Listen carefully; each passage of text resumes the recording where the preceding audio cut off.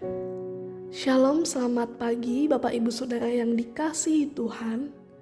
Pernahkah kita merasa kecewa dalam pelayanan? Mungkin karena tidak dihargai, tidak dianggap, atau merasa Tuhan tidak membalas kesetiaan kita.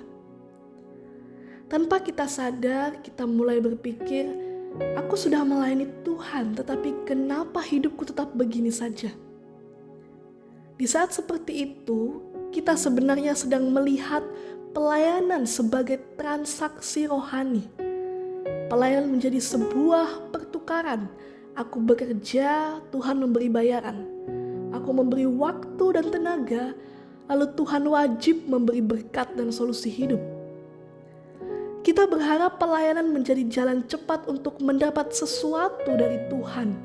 Dan jika tidak berjalan sesuai keinginan, kita mulai berpikir seolah-olah kita menganggap Tuhan berhutang kepada kita.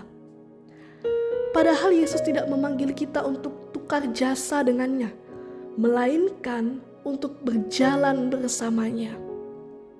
Yohanes 12 ayat 26 berkata demikian, barang siapa melayani aku, ia harus mengikut aku, dan di mana aku berada, di situ pun pelayanku akan berada. Barang siapa melayani aku, ia akan dihormati Bapa. Tema renungan kita hari ini adalah melayani bukan transaksi, tetapi relasi. Dalam ayat ini berbicara pelayanan bukan tentang apa yang kita dapatkan dari Tuhan, tetapi tentang siapa yang kita ikuti dan kenal lewat pelayanan kita.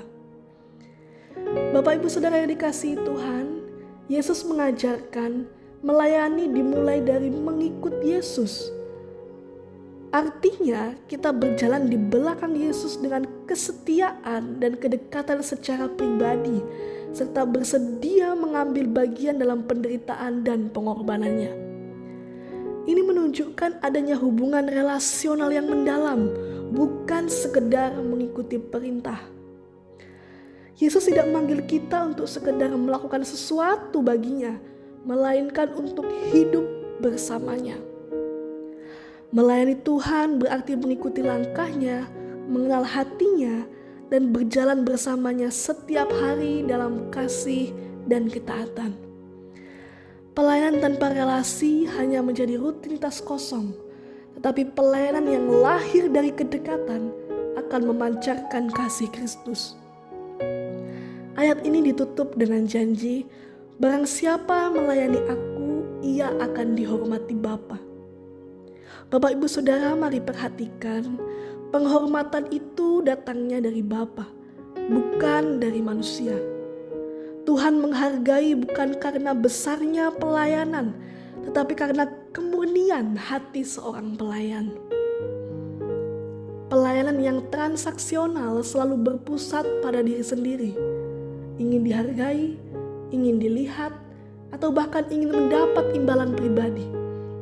Tetapi pelayanan yang relasional berpusat pada kemuliaan Allah, ingin menyenangkan hati Allah dan membuat namanya semakin besar.